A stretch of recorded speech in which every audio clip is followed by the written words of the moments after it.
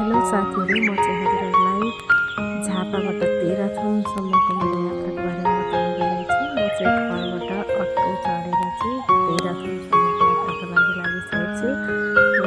मेरो देउरानीले चाहिँ छोरालाई बाई बाई गरिरहेको छिन् अनि मम्मीले पनि बाई बाई गरिरहनु भएको छ। भान्जा पनि हेरिरहनु भएको छ है।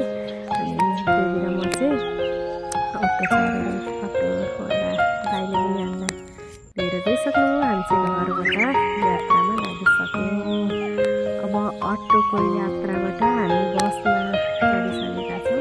मामु छोरा बसमा चढेर छोरा चाहिँ मक्ख परेर हेर्दैछ, कहाँ जानुभएको भनेर सोधेर मामा घर भन्दै जवाफ दिइरहेको र हामी चाहिँ गाडीमा चढेर बसमा चढेर चाहिँ मजाले यात्रा गर्दैछौँ है। आउँदैछौँ हामी बाटोमा बाहिरको दृश्य पनि हजुरहरूलाई। झापाको यात्रा बसमा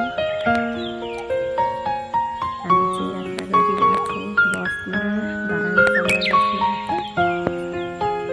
बाटोमा हिँड्दैछौँ, अवलोकन गर्दैछौँ। बाटो एकदमै बनिरहेछ, अझै मजाले निर्माण भइसकेको छैन, खाल्टाखुल्टी छ एकदमै। हल्लाको फार्ने कार्यक्रम हुन्छ के बसमा चाहिँ। यो चाहिँ कुन ठाउँ होला? निकै राम्रो झन्डा नेपालको झन्डाबाट बनेको छ है। मैले पनि यो ठाउँ चाहिँ कति बिर्सेँ। हजुरहरूले भनेर कमेन्ट गर्नु होला कुन ठाउँ हो भन्नु होला। यो चाहिँ विराटको दिनमा हामी चाहिँ यात्रामा छौँ।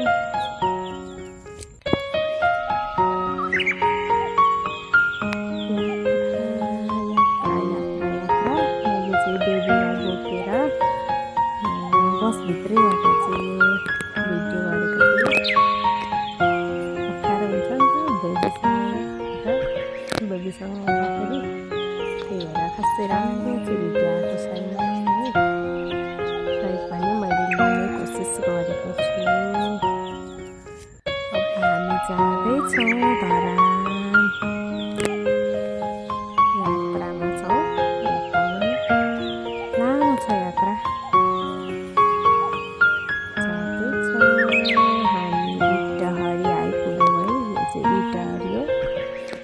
इटाहरीबाट हामी धरान जाने साइडतिर लाग्छौँ है। हामी चाहिँ यहाँबाट चाहिँ ठ्याक्क विराटनगर पनि जान्छ, त्यहाँबाट उता काठमाडौँ जाने बाटो छ। अब हामी चाहिँ यतातिर लाग्यो, हामी चाहिँ धरान आएको नि त, धरानतिर लाग्यो। धरान जाने बाटो है इटारीबाट। कहाँ आइपुग्यो मामु भनेर भन्छ। इटारीबाट जाँदैछौँ धरानतर्फ। धरान जाँदैछौँ है हामी चाहिँ मजाले यात्रा गरेर धरानतिर।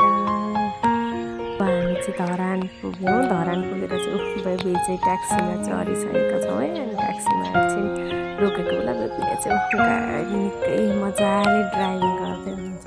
भए जति सबै चलाउनु पर्दैन क्या आफै, के हो त्यो थाहा छैन, तर सबै कति खुसी हुनु चाहिँ एकदमै बाफ्रे के हो है। मलाई मेरो ड्राइभिङको बारेमा खासै थाहा छैन, तर मेरो बेबीलाई चाहिँ निकै रखत लागेर कि यसो बाहिरतिरको धरानको दृश्य पनि देखाउन भनेर अब हामी चाहिँ लागिसक्यौँ। धरानबाट पनि उकालै लाग्यौँ। टक्कसँगले हामी चाहिँ लाग्यौँ है। धरान छाडेर उकालो लाग्यौँ धनकुटातर्फ। मुख परेर लामो यात्रा भएर बेबी पनि थकानले होला नभए चाहिँ लागेर बस्नुहुन्छ।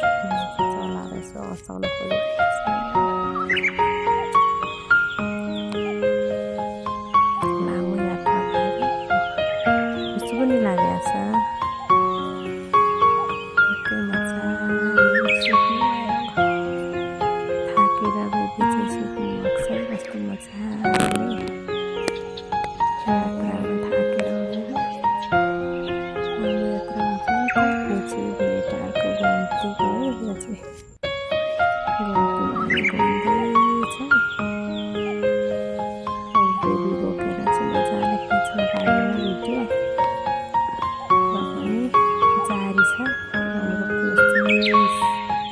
चाहिँ कहाँ आइपुग्यौँ भन्दा भेडेटार आइपुगेछौँ।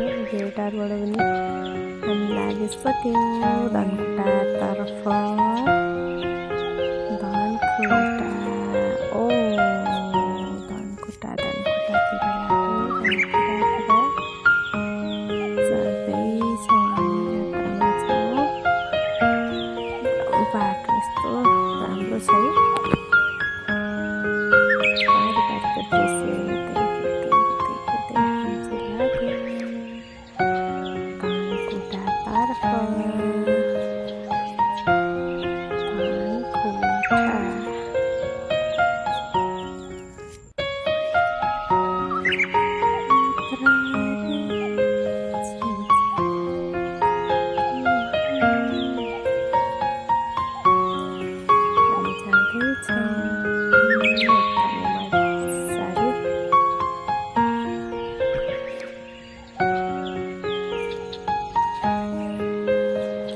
मैले चाहिँ यस्तो बाटोहरू पारिपारि कस्तो राम्रो देखिन्थेँ अनि भिडियो खिच्न खोजेको बुढीसँग भएर मलाई चाहिँ अप्ठ्यारो भयो। मैले चाहिँ राम्ररी सकेन तरै पनि खिचिरहेको छु। त्यही बेला गोटी